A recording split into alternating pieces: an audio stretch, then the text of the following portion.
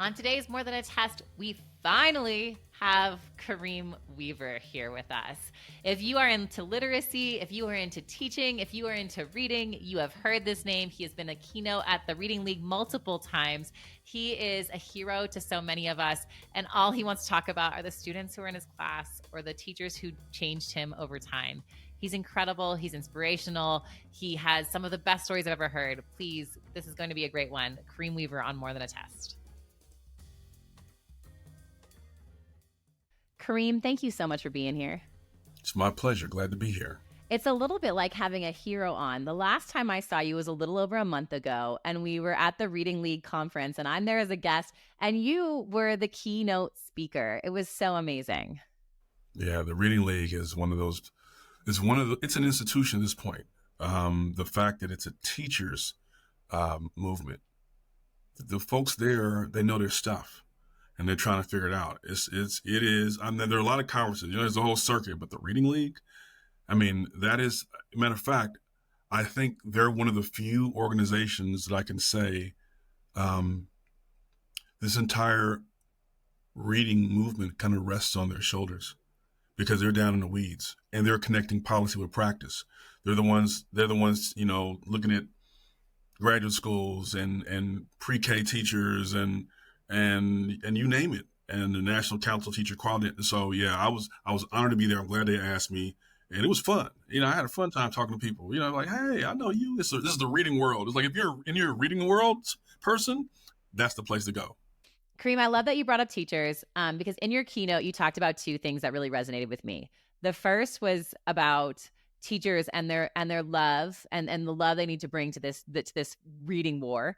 But the other one was about grace. And I want to talk about that first. When you talk about teachers and grace and reading wars, like, what are you talking about? So grace is undeserved favor. And I think sometimes as teachers, we have this complex where, we always want to bootstrap it. We always want to be the underdog and all this. And look, we've tried for generations to figure this thing out. And people have spent careers working as hard as they could, but at the same time, the results just weren't there. And, we kind of shield ourselves, we protect ourselves from that reality by coming up with all these other narratives. So when it comes time to actually say, wait a second, we could have done something differently.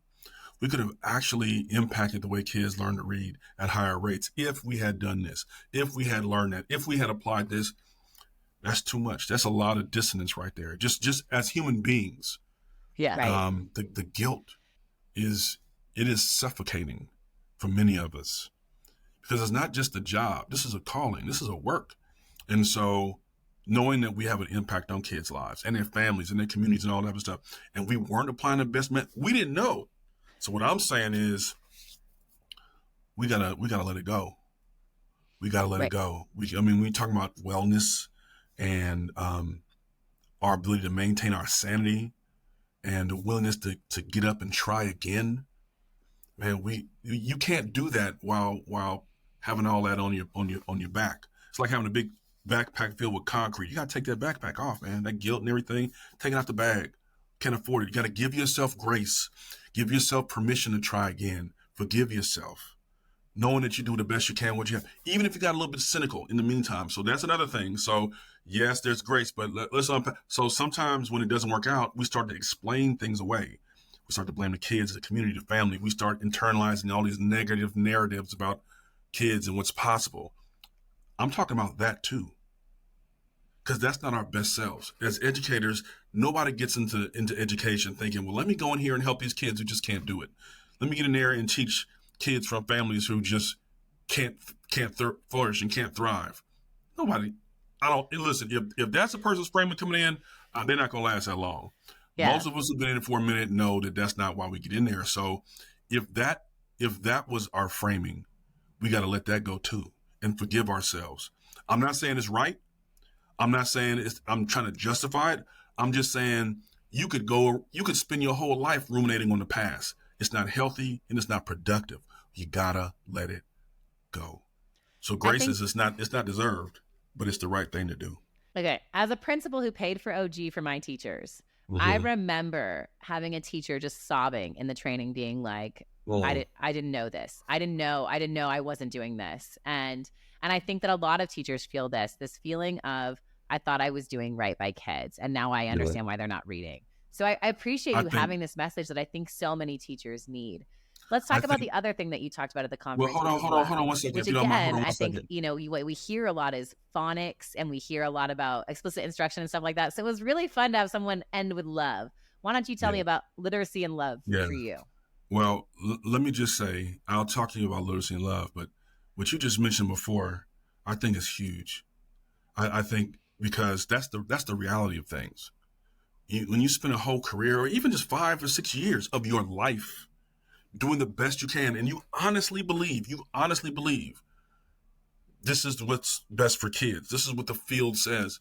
And then all of a sudden, somebody come around and tell you, well, actually, you're not doing it right, or whatever it is. You could reach more kids if you did it like this. Man, that's like a knife to the gut. And it's not Right. about who's right and who's wrong. It's about, what does this mean for what does this mean for the time served and for the kids lost? What is my culpability in that? Are my hands clean? There has to be some absolution, Right. in all that. So I think you just asked about love, right? What was let me make sure I get the framing of your question right. What was it again?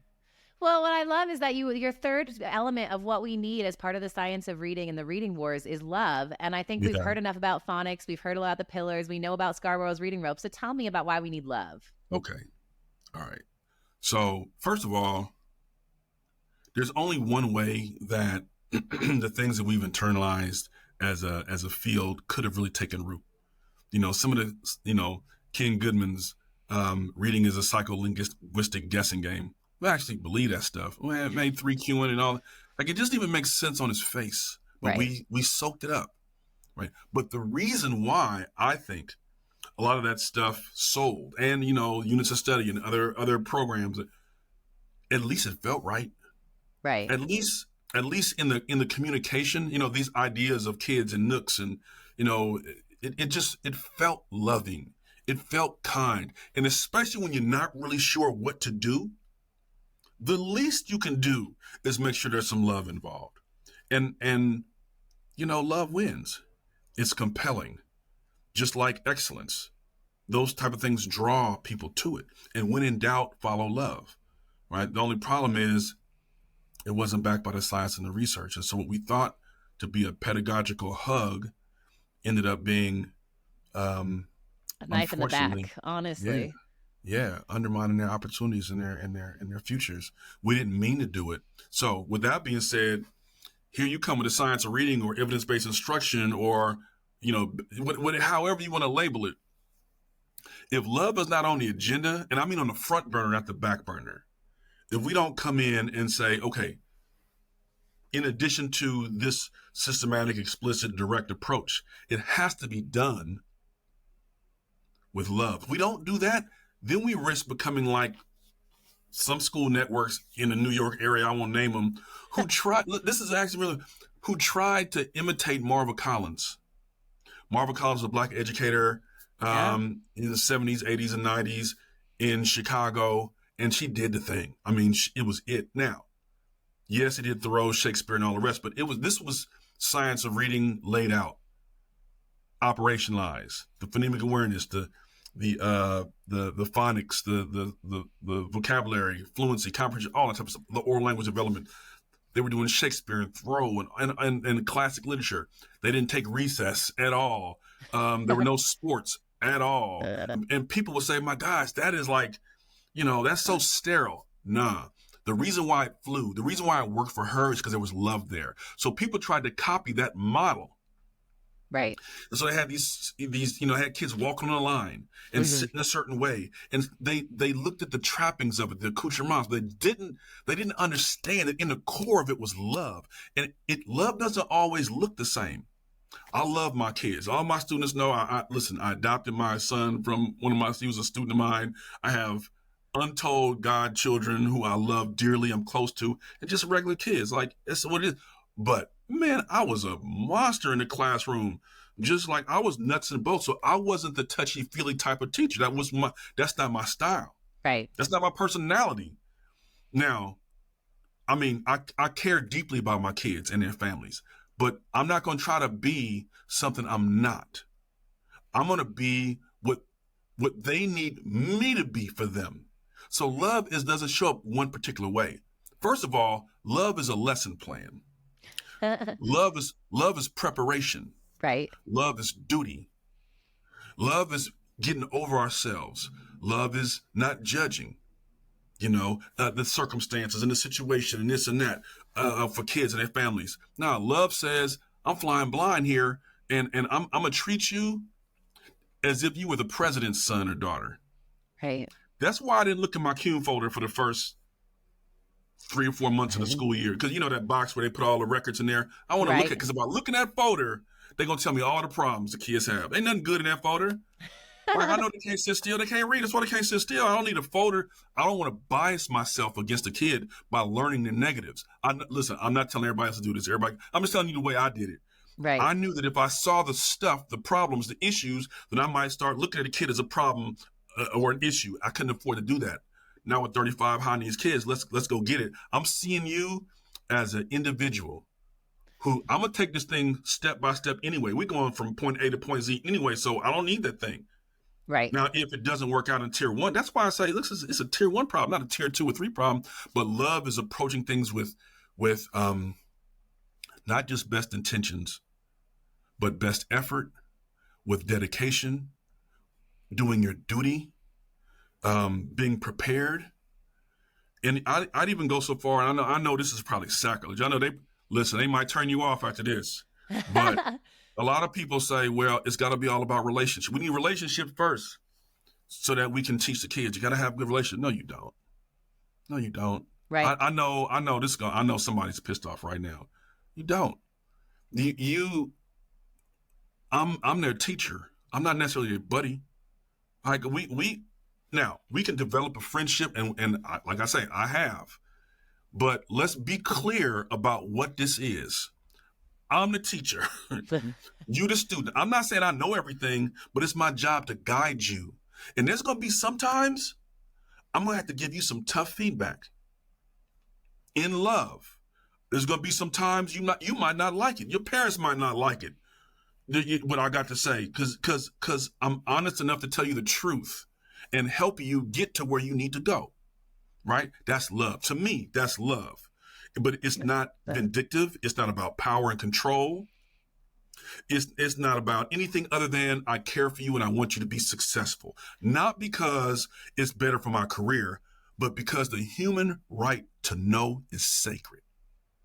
And I see you as sacred. And so in love, hey, sit down. Where's your work? Where's your work at? No. You got to do it. You got to do it. It's not even an option. And you can do it. And I'm going to sit here with you until you do. Like that's, so I understand love is all through it. And it's the only way these fanciful systems that we create, these wonderful curriculums that we buy, these professional developments we go to, it's the only way to actually do that stuff and endure and be able to apply it. That's the sinew, is love. That's what makes everything stick together. I really love that.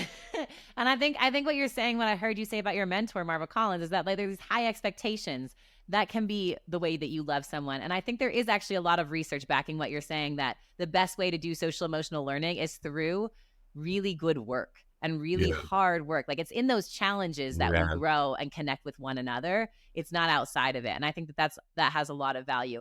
I think it's interesting that you talk about, like I'll ask you any question and I guarantee you're going to find a way to bring in Marva Collins and you're going to find a way to bring in your students. And so I want to ask you though, how did you end up with this career in literacy, right? Because I think you probably could have taught forever. I think you could have been someone who was in the classroom forever and working through everything. So how did this become your journey? I think I've always been on this path. Really? I got to a point in life where I had to reckon with what was in the center. I was nibbling around the edges. I can remember being a teacher, and I was getting it every year. First it was English only, which meant basically Black kids and Latino kids who spoke English only. That was that. Then it ended up being bilingual, and I remember asking myself before I transitioned to bilingual, how human am I? can I still approach this with the same love and energy and enthusiasm and commitment and dedication to kids that don't look like me? How human am I? And I actually said, I don't know, because I grew up wanting to help little black kids like me. Man, I grew up in the hood. It's like I want us to be able to make it. But do I care about other people's children as much as my own? And I didn't know the answer to that question, to be honest with you.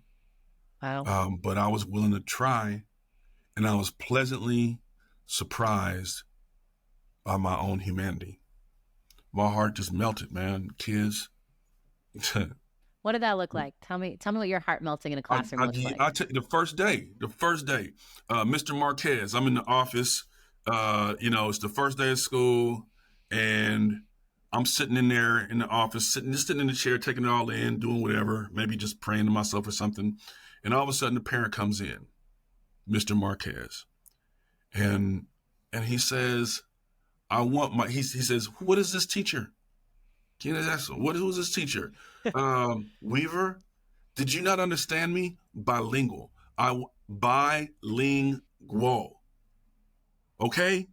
I said bilingual. I want my daughter in bilingual. So I speak, and this is all in Spanish. I speak Spanish. He don't know I speak Spanish. There's a black guy sitting in the corner. I'm just peeping all this out, like, oh, okay. So he don't think, I'm not mad at him. But I think that the admin assistant, she whispered to him, he over there. He looked at me. He's like, whatever. He don't know. That young lady is now one of my goddaughters, Heidi. And I think, and I love the family. I taught another sister after that.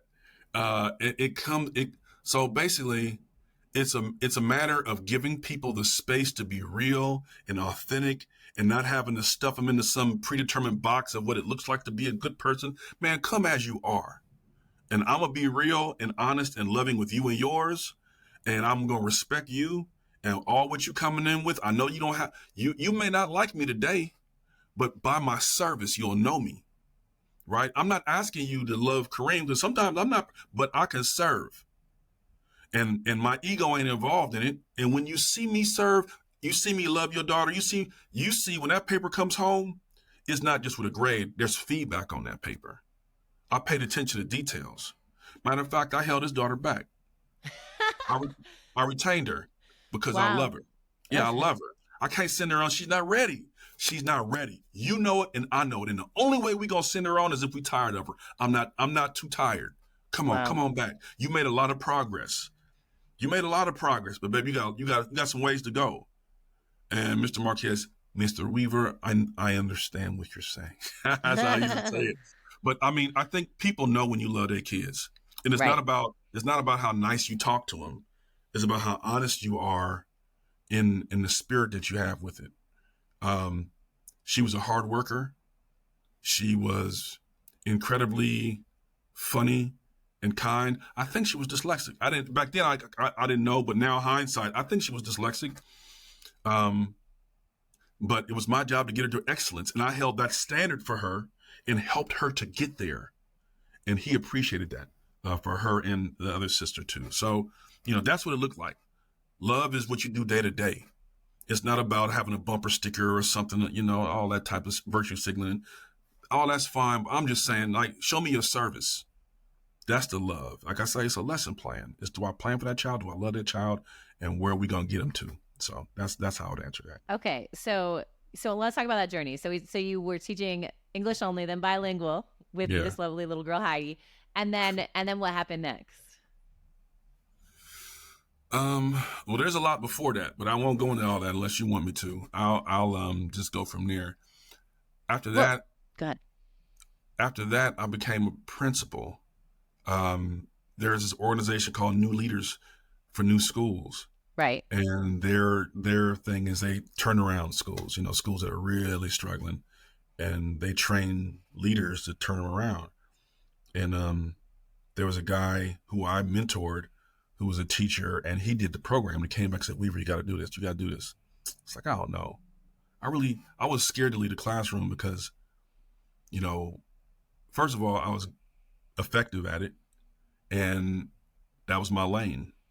And I felt like I needed the kids just as much as they needed me, but I had been divorced.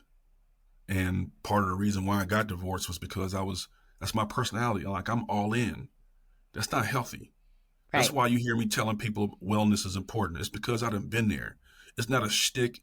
This is the reality. People, man, so many marriages break up off this.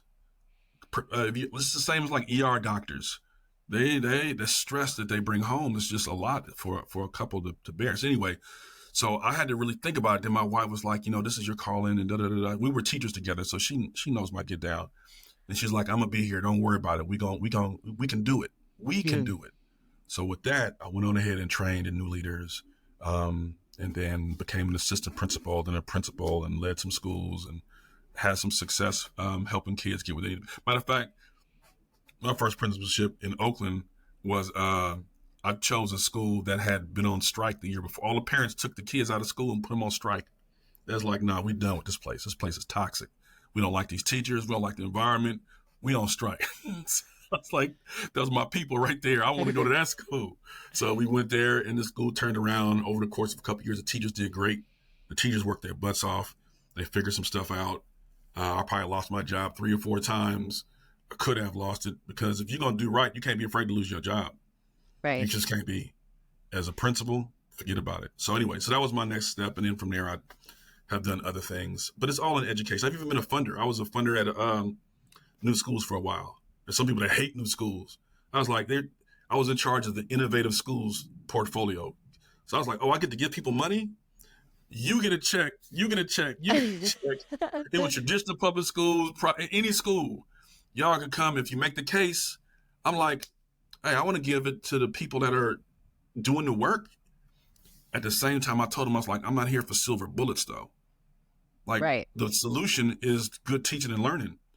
The innovation isn't the thing. The discipline, the hard work, and the sacrifice and the service is the thing. We already know what to do. That's not exactly their model. Their model is we need a new, something. We're trying to find new models of school. I'm like, the model, Marva Collins was 40 years ago. That's the model. So it's cool. So I've done a bunch of stuff. So what I think is interesting is that when you talk about teaching, you talk about being all in. Yeah. But right before this episode, you had to close 37 tabs on your computer. And when I asked what they were, you said, they're all reading. Yeah. And this is what you're all about. Tell me why you're all about it. I'm just focused like a laser on this stuff. And I realized that, if you do a root cause analysis, a wishbone or a 5 whys, just keep asking, why is that? Why is that? Okay. The city is a mess. Why? Oh, because unemployment is bad. Why is unemployment bad? Because this. And why is that bad? Because that. Why? You keep getting back. At the bottom line is people can't read.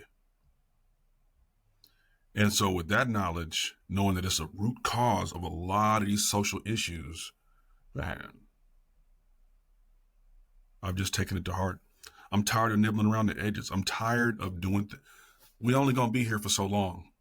Matter of fact, my ex-wife just passed away last week, 49 years young.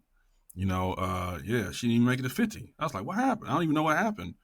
We're not going to be here for that long. So why mess around with it? It's kind of like when I was in South Carolina, I was singing in church choir and I passed out.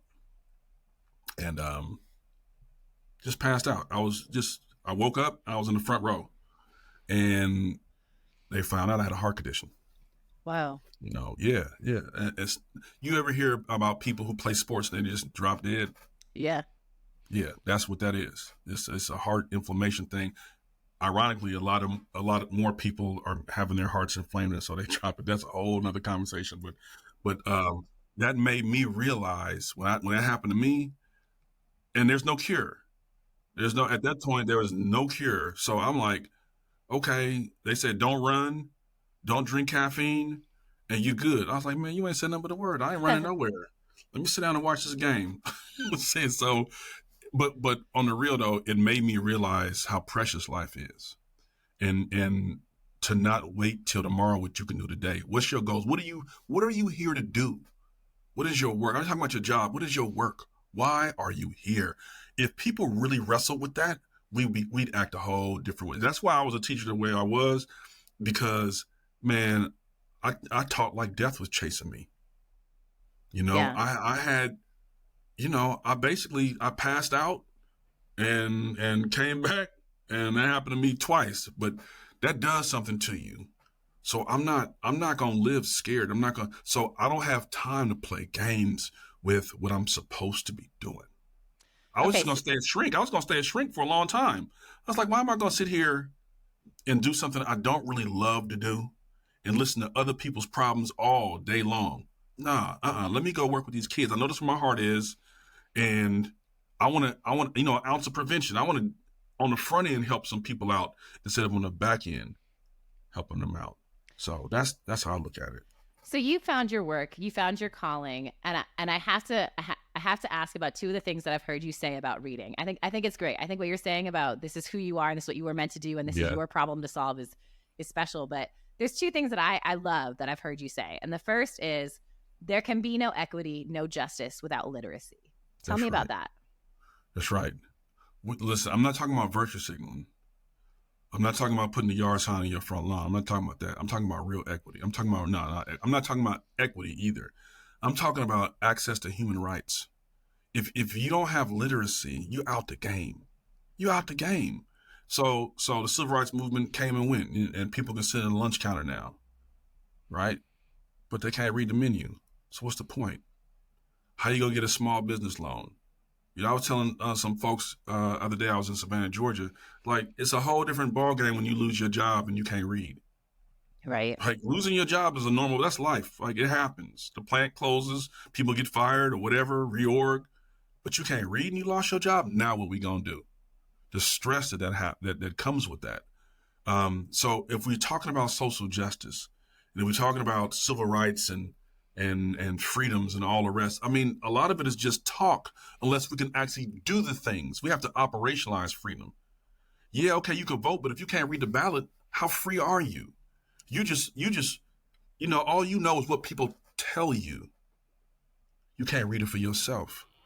You go to church and the minister will tell you something, a synagogue or temple or whatever it is, and it's just what they say. You can't read the scriptures for yourself. There's a kind of, no, it's not a kind of, it's a form of bondage, societal bondage. Now listen, if this was, caveman era, it'd be different. You don't need to read, some War and Peace, with dinosaurs or whatever. But this is 2023, right? You got to read. I don't care if it's a small business loan, if it's taking a driver's license test, if it's, man, to get a job, to keep a job, to improve yourself, or just to acquire knowledge, to know what's going on in the world, to be an informed citizen. So you look, the republic depends upon an informed citizenry, and you can't be informed unless you can access the information. So let me tell you, yesterday I was reading something in the Aurora Sentinel, and Aurora's like, I live in Colorado. Denver is like the city everyone knows. Aurora's like right next to Denver, right? Also urban. And what they said was they'd expected to see a literacy bump. They expected to see kids growing because they finally got rid of balanced literacy and we came back from COVID. Their literacy rates, the kids who were on grade level in third grade, 30% of white kids could read. I think it was 14% of black kids could read on grade level.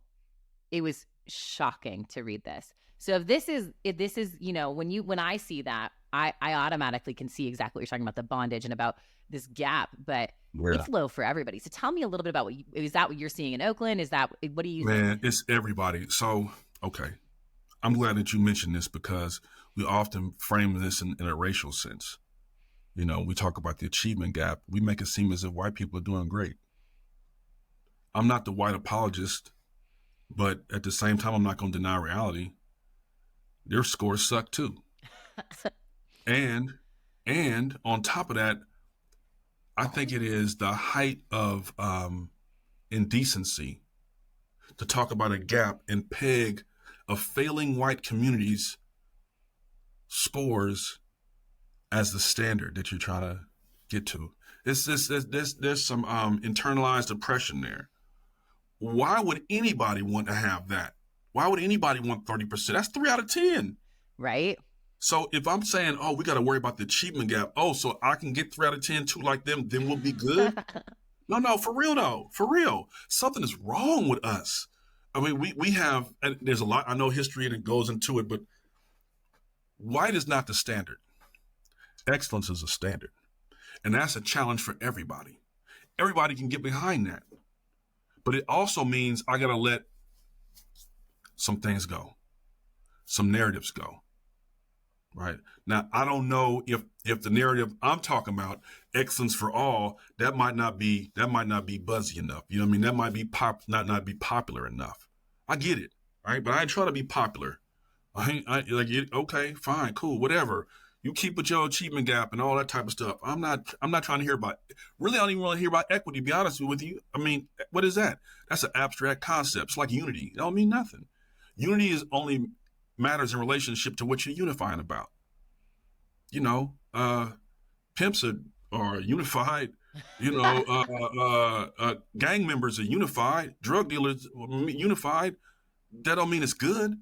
Right. Right? You can have people being unified and doing terrible things. So it's the principle. That's just the relationship. So my thing is, equity is abstract. Let's make it concrete. It's equity about what? It's access to a standard of excellence. That's what I'm after. Now, if you define that as equity, okay, cool, fine. Then we can play ball. But if you're just trying to be even with another group of people over here who's struggling their doggone self, man, we can't get down. That's a problem.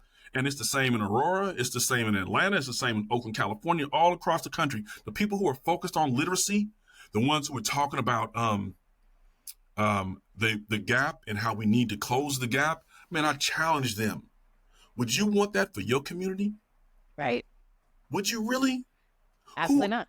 So let's say it's 30%, right? You said Aurora's 30%. Let's say it was 50%. Is that cool? Are we good with that? So I have 2 kids. One of my kids not going to read, right? Exactly. Yeah. Real talk. So the real question is, how good is good enough? How good? If we just cut the all the appearances, how good is good enough for our kids? What do we think our kids are capable of? And what do we think we're capable of doing on their behalf? That's the question. And when I say, I'm talking about all the kids. Now, when you call that question, you got to answer some things. Oh, well, are you saying these kids can do it and those kids can't? Are you saying those with money can do it and those who can't? Name it. Sometimes you got to call the question, as we say in Robert's Rule. You got to call the question. Right. Where do you stand on kids' capacity to learn? American Federation of Teachers, and I quote them all the time because they've been on it. They said 95% of all kids can learn. Only a small handful of kids who have significant, learning disabilities. 95%. I know people who are scared to say that. Yeah. Scared to say that. Because if they say that, then if we're not getting there, then something must be wrong with us. I'm willing to say that. I'm willing to say I just don't know enough yet. I'm willing to say I got to learn more. But I know what I know about these kids. They can do it. And I will take a person like that. Even if they're a rookie or if they're a veteran, I don't care what color they are or I don't care. If you have that mindset, or if you're at least curious enough about it to try, we can partner. We can get down because that's what our kids need from us. The belief, the indomitable belief that we're the difference maker. It's our collective efficacy or our belief that we can make the difference. That does make the biggest difference. I'm not saying stuff doesn't matter. Poverty, trauma, whatever, but I'm Black. Trauma ain't nothing new. And my ancestors learned to read coming out of slavery, what? So you can't tell me that trauma and racism and all the other stuff, you can't tell me that it keeps us from being able to do it. It may be a hindrance, sure. But, we all got hindrances. Life is about hindrances. It's not about what's holding you back. It's about what to get up and go you got about yourself. Whatever's hindering you, can you still do it anyway? And that's what we need, what I'm saying, in this season. That's my view. I know that might not be popular to each his own. I'm not even trying to convince people. If you want to believe that the achievement gap is sacrosanct and that the Black kids are this way and the bilingual kids are that way and the poor kids are this, and man, I'm too tired to fight that battle. I'm just telling you what I know. When I was a teacher, we got all kids to read. All means all. I had a couple of exceptions, and to this day, I adopted one because I couldn't turn him loose because he wasn't ready to go. How are you gonna turn a kid loose into the world and he's not ready to go? I Right. can't do that. I'm with him. And another kid, she was a recent immigrant, and we were making progress, but then she left, and the third kid got killed. Those three. That's it. Everybody else, they can get there. They can get there too, but they didn't get there, and that's on me. That's on me. But everybody else, so you can't convince me that our kids can't do it. I ain't trying to hear that. Period. Point blank. I think I want to dial in on something you said, which is 95% of kids can learn. Yeah. And if that's not happening, something else needs to change. And I think we've identified that, right? Our literacy instruction was sucked for a long time. We were doing the wrong thing, and we've acknowledged that we need to do something different. And I want to tap in a little bit on teaching. I'm going to go a little lighter for us because you have this other quote that I absolutely love, and I think so many teachers needed to hear, which was... Hold on one second, Laura. Before you hit the other quote, let me just say that that's a big thing you just said. And I need educators to understand that is not, it may feel this way, but it is not an attempt to discredit your effort, your service, your sacrifice, your love, your commitment. I get it. I'm not saying that. I want people to hear that. People have given all they can and fallen short in terms of the effectiveness for kids. Right. It doesn't diminish your heart, but we have to make sure that we understand the objective. If the objective is to get kids to read, and with all of our heart we weren't getting there, it's only right for us to reflect on it and think about what we could have done differently. Yeah, that's all it is. But don't be like, Laura's bashing teachers. No, that's not it. I don't think it is you bashing teachers. I am a teacher, so I never would. But what I would say is the really good teachers I know, they're just like you. They remember the name of every kid who didn't get there. They remember the name of every kid. I remember the name of every kid that in my classes that didn't get there. And as a result, they're trying to get better. And as a result, they're thinking, okay, what do I need to do differently? And this gets me to this thing that I wanted to bring up about, science of reading and phonics. One of the things that I heard you say about teachers that I thought is good and valuable is if your classroom is boring, don't blame phonics. Oh man. I told you I was gonna go lighter for us for a second, right? I wasn't trying to be funny when I said it. I get so frustrated. I mean, I hear people saying, "Oh, that phonics is dry, it's boring. Kids are going to be bored and all this." Like, wait a second. Can we just be honest for a second? Right. Some people are just boring. We got. Come on. There's 3 teachers. When I was a teacher, usually it's 3 or 4 classes at every grade level, right? Everybody knows Mr. So-and-so is boring. The kids know it, the parents know it, the teachers know it. I'm not saying that they're not good, but they're just boring. It's just it's a personality thing. Right. And so let's not try to act like we don't have some say-so over how this thing rolls out. Part of it is just us. And we have to be able to breathe life into this stuff. And that's why I push people, I encourage them. We have to stop fussing and fighting and arguing about the science is clear at this point. There's been a research consensus for decades, and it's just getting stronger and stronger and stronger. Hey, come on, stop that. Yes, oral language development matters. Yes, phonics and phonemic awareness and vocabulary fluency, comprehension, and writing matters. Yes. If you're arguing about that, you're wasting your time. Don't spin your wheels on that. But what we got to do as educators is say, okay, that's what I have to teach. Now I got to focus on how I'm teaching. Right. I have to focus on the everything from my tone to my cadence to the activities. I have to have extensions and the safety nets for every lesson. I have to plan my lessons for the kids furthest away from opportunity. My lesson is planned so that Larry, who I put him in the right to read film, so that's why I'm saying Larry. Larry's in the heart of it. If this lesson is not going to get Larry where he needs to go, it's not good enough. How can I plan it? I'm not going to wait until he fails to include him in the planning. No, he's in the center right now. That's That's the love and dedication that we have to have for our kids. It's the planning, it's the quality of service. But I just, it's not boring. We're boring, and let me say, listen, chemistry to me, like anything can be boring. Anything can be boring. Like, the old Ferris Bueller movie. Anything can be boring. You can have a teacher just like drone on and on and on and on. I don't care whether it's Paul Revere's ride. I don't care whether it's math or science. I don't care if it's reading. Like, phonics ain't nothing different. It's just another class. It's just content. You know what I mean? Electromagnetism. Boring unless you as a teacher breathe life into it and make it attractive to the child. However, with your that's the art of the profession. The science is the science, but the art is the art. And you can't get around that. And I'm not saying there's one way to do it, but there's beauty in this profession. It's a craft. And no, it's boring if we make it boring. It don't have to be boring. I did sound cards, the letter sounds and the spelling patterns. And people say, man, my kids love that stuff. Right, add a little action games. to it. Yeah, why not? Why not? Sometimes it was, man. As you're talking, I'm like 2 inches from your mouth, my ear. And I tell them, I want to hear the very nuance of sound. I want to hear the micro sounds. I want to hear if you breathing it right. I'm all in their chest like that. I need to understand how you elocute and everything. So I'm right there listening. Okay. Like it is just having fun with it, but with diligence and attention to detail. Hey, at the end of your sounds, I hear you saying ta, ra, ka, ma. No. Cut that out. Be precise. Class, how should we say the sound? I need you to be tighter with your stuff.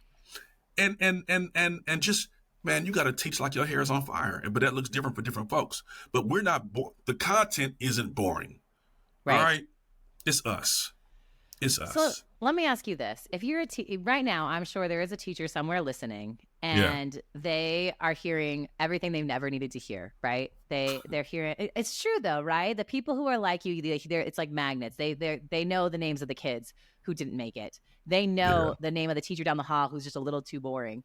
They know that something is knocking on their heart, telling them that they are meant for more, for this challenge, for this literacy, for whatever. What would you tell them?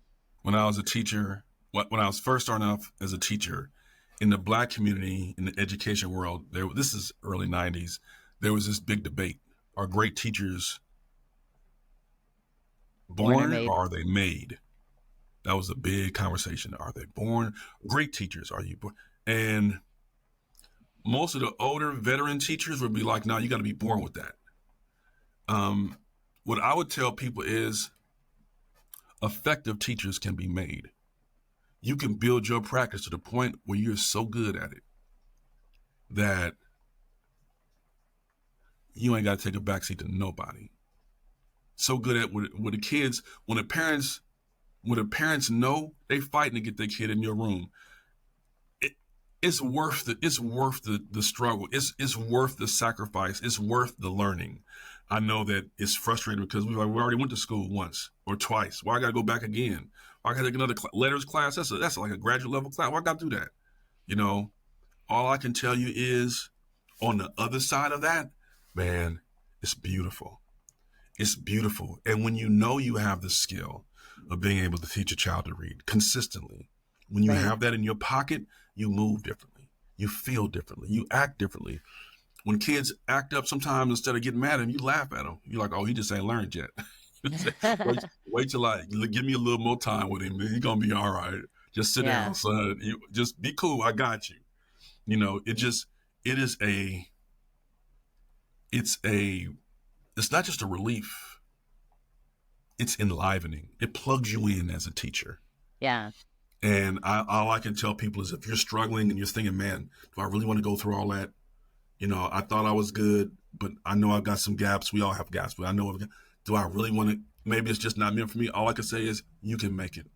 I'm not saying that you're going to be that teacher who's like a theater conductor up there. But it's your personality. Right. You bring it to bear. There is no one archetype of a good teacher. no personality trait. And this is, some people think, oh, you got to, like, I know I was more of a demonstrative type. Right? I'd be dripping sweat at the end of the day, every day, dripping sweat. And I wouldn't let if school ended at 2:40, at 3:00, they might get let out. I was ridiculous, right? Right. But not, man, you ain't got to do all that. Just do your job. Be prepared. Be prepared. Be consistent. Be informed. Pay attention to detail. And that is a form of greatness. And you don't have to take a backseat to nobody. And it's worth it. That's worth striving for. I love this concept of once you have the tools to teach a kid how to read in your pocket, they're like, you walk differently. Like that's, Yeah. it's 100. Like I hope every teacher who's going through science of reading right now for the first time really hears that. Let me ask you something about science of reading. What is the most exciting, inspiring part of science of reading for you? And what is the part that is keeping you up at night? Like, what are you worried about? Knowing that we now know, like the research is really out there. It's out there for everybody to have, for kids to really learn to read. What's exciting you and what is keeping you up at night? Which one you want first? I always go positive first. What's exciting to me is that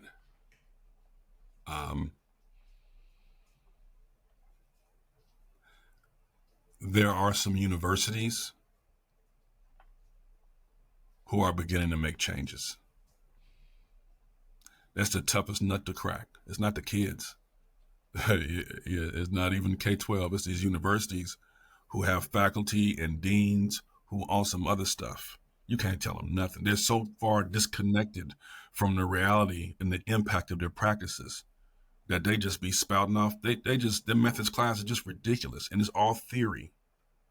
But there are some that are starting to change. That is incredibly exciting to me. I can't just keep it to one thing. That is like the main thing, because that nut is such a tough one to crack. I'm also excited that this is a teacher-led movement. That's exciting to me. If it wasn't, I don't think it would persist. The fact that AFT, American Federation of Teachers, the fact that they've been saying this for decades, but nobody's been listening, says more about us than it does about them. Yeah. We're so partisan, but they've been consistent with it. And I think the fact that, I was just at the last, it was called AF Teach, the last big conference they had. And I'm sitting on the front row because I'm doing an interview with a panel with some people. And their president, Randy Weingarten, gets on stage and she's saying, and the science of reading this, and we got a 5-point plan, and we're going to invest $5 million in teacher training, and this, and she's going on. And I'm sitting up here saying, look at this. Man, the fact that it's a teacher-led movement. Now, I know there's also NEA, and they're still on their journey getting there. But, if this was not led by teachers, I would be worried. Because you can't do it without teachers. But fortunately, it is being led by educators. And if people don't like it, get over it. It's got to be led by them, because they're the ones day to day in the classroom grinding, trying to get reading for the kids up. So that's incredibly encouraging to me. On the downside, the negative side, what keeps me up at night, man, it's the partisanship. Right. I worry about my folks, my Black folks. There's some trust issues we have with anything perceived as white. And for good reason. I mean, I'm just saying, like, is this a white movement? Is this more that stuff they do every now and then? They just throw stuff at the wall. Wait a second, hold on. And I'm worried that this will get painted with a color brush, like almost everything else. Because once that happens, man, nothing good. Nothing good. Now, I'm not saying there isn't a racial component. But doggone it, do we believe in our kids or not? This is the same stuff Marvel Collins was talking about. Right. So this is what Ida B. Wells and them was doing. What y'all talk about? Like, I'm worried that our division, political and racial, will kill it. I'm worried that our political divisions are the knife that's going to slice our kids' opportunities clear in half. And that we so caught up in our own, we're so selfish as a society that we don't even perceive it. That's what keeps me up at night. And look, I'm not saying that we got to get along with everything else. You seem like a nice person and everything. You seem to be nice. I don't know you like that, but that's why. But we don't have to know each other to get along. We can do this podcast like this. I was in a thing the other day, and they were talking about relationship. You have to be in relationship. That's like the coin of the realm. Everything you got to have. Everything starts with a good relationship. Good coaching starts with relationship, and teaching relationship. And I said, no, you don't. No, you don't. You start with your duty. Start with your service, and then that builds credibility. That builds trust and confidence. That builds mutual respect, understanding, and appreciation. That's relationship. And then from that, it can grow. Yeah, that's wonderful. But if you never like me, I'm okay with that as long as you learn. Right.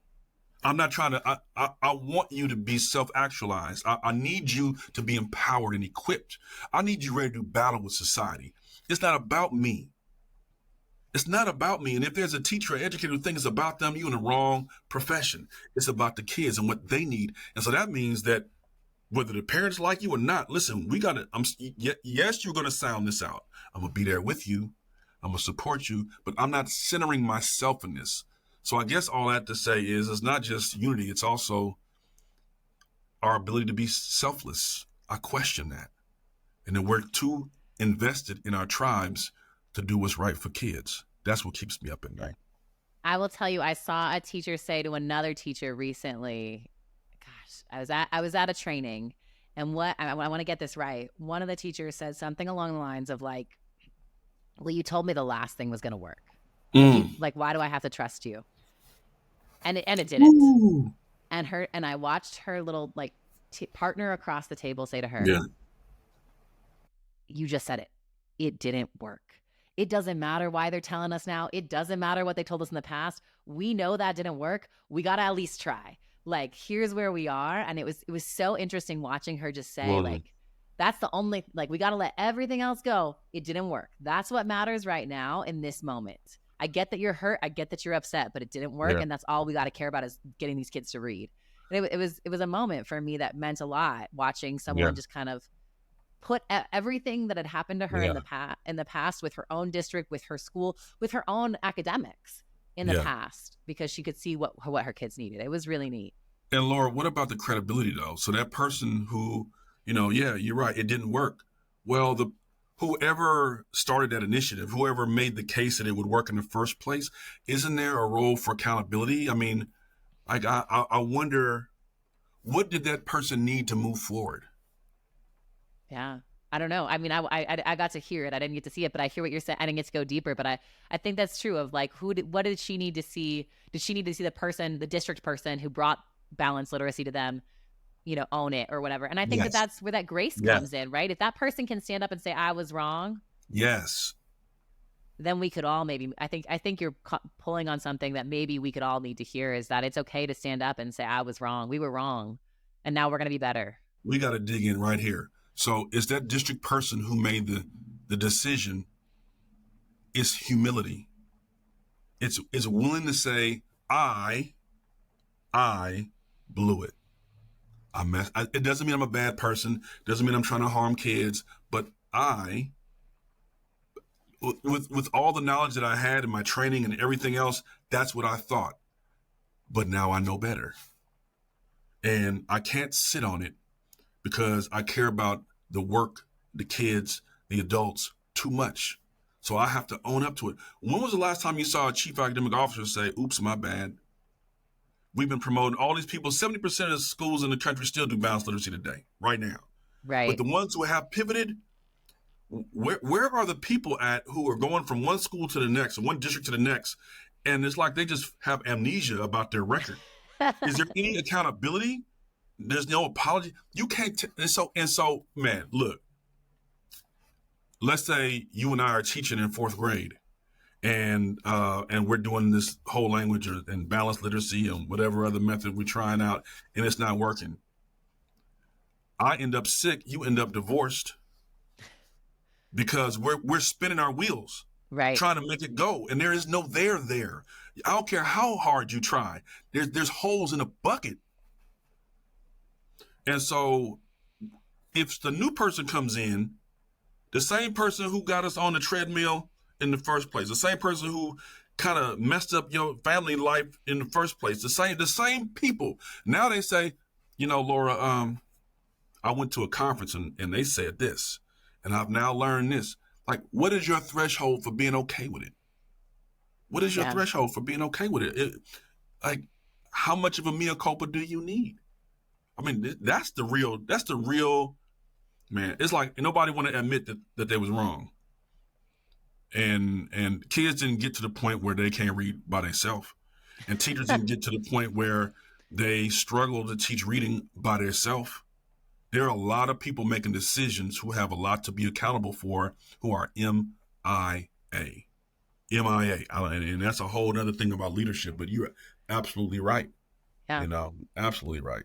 Well, we've gone really deep and all over the place. And I tell you, I'm looking at my notes. I had like 20 more questions for you, but we are out of time. So I'm going to move us to our 5 rapid fire. Wow. And maybe we'll bring you back in like a few months and go through some more stuff and see where you're at, because this has just been so inspiring and like tugging at my heart and my soul. And I cannot wait for other teachers to hear this. So, well, let me ask you this before you go into the question. What was it that was said that, like, is there anything in particular, any topic that we covered that make you say, I think that's a thing that we probably need to go into as a sector?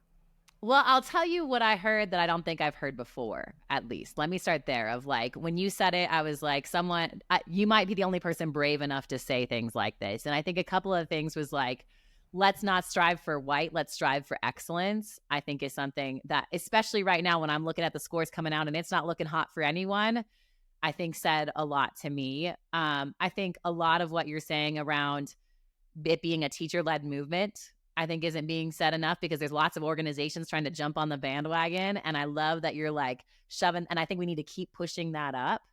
And then I think the other thing that I'm hearing is there is a lot of baggage we are carrying in every single role, teacher, tech, a district person, whatever. And the reality is like, we're never going to do what's right for kids if we don't drop the baggage wherever we're standing. And that might be saying it's my fault.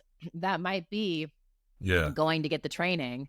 It looks a lot different for every person, but we all need to drop the baggage in order to really grow. And I think that's the secret. So if you do it and I do it and we're on the same team, imagine what we could do together. Right. If you let go of your stuff, if we can figure out a way, we may never even talk that much as colleagues. We may pass by, except for the lunch every now and then, but we all have our own stuff.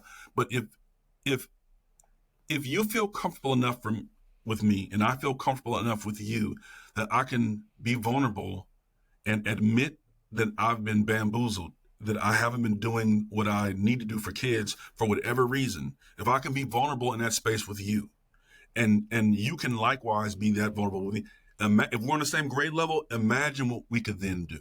Right. Imagine, because now we're compatriots. Now we're together. Now you were talking about relationship. Now that's a professional relationship, because I'm trying to get it. You try to get it, and you're not trying to big time me. And you're not trying to make me feel less than I am, and it's vice versa. Now, well, then let's go get it. And then the schools that are being successful is they have that culture. It's a culture of, we are going to be honest about these things, for better or worse, and we're going to move forward. So so it's interesting to me, your takeaways on some of these things, because everybody's different, you know. But we definitely need to have the ability to have grace and move forward together. So, thank you for sharing it. I appreciate it. Yeah, it really just reminds me of the stuff that Brene Brown always says around shame, right? Like, shame only lives if you don't say anything about it, right? It's when you bring it to the light that you get to let go of it, is if you got to give it to other people as well. And I think it's true. And I think that there's I think that's something else that we're not talking about, is the shame that people feel about the fact that they were good. They thought they were good teachers. They loved kids from where we started in this conversation. Yeah. But the kids weren't reading. Overcoming shame and fear is two sides of the same coin.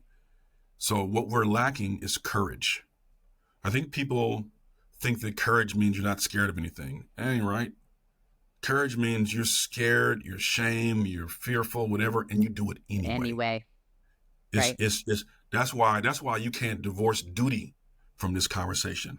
It's the anyhow generation. I feel terrible about some of the things that have happened in education, and I'm going to do it Yeah. anyhow, because I love the profession and because I love the kids. I'm going to let go. I'm going to do it anyhow. And I might be shamed while I'm doing it. I might be shamed, man. I hope nobody finds out just how bad I screwed up the last few years. For real. Hopefully I get to the place where I can let go of some of that. But in the meantime, in between time, I'm starting today. I'm starting now. You have agency to start a new course and let stuff go. It's as a Right. human being, we have to give each other grace to move. That's courage.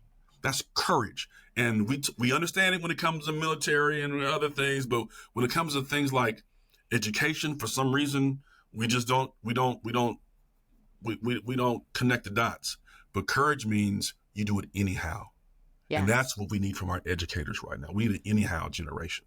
I like it. I'm gonna definitely keep that. I'm gonna write anyhow somewhere. Do it anyhow There you on go. and keep it for Anyhow. us. So thank That's you. right. I appreciate that. All right, here we go. Last 5 Let's go. questions. Let's All right, go. the name of the podcast is More Than a Test, but everybody hears those words and thinks it means something different. When you heard More Than a Test, what did it mean to you? More than a test. Mm-hmm. It just means being real. This ain't a test. It's not for show. It's just about being real. It's been I take that and I took that as meaning let's just be authentic. I like that. It's more than a test. This ain't for show. It's not just for accountability. It's ain't, it's just let's get into it. So to me, it was just authenticity. I like that. Tell us about a lit moment in your life, and what we mean by that is a moment of you in a book that is either like your happy place or it changed you. So a time that you were with a book that was really important to you. I read a book when I was probably like 10 years old called The K.